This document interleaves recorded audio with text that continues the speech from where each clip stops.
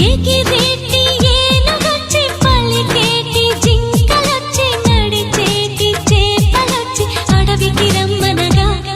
ఆ కోనల్లో కొమ్మల్లో ఉయ్యాలుగేసి ఆ కొమ్మల్లో పళ్ళన్నీ రుచి చూసి ఆ పళ్ళల్లో మైకంతో మోహం కమ్మేసి చలిగా గిలిగా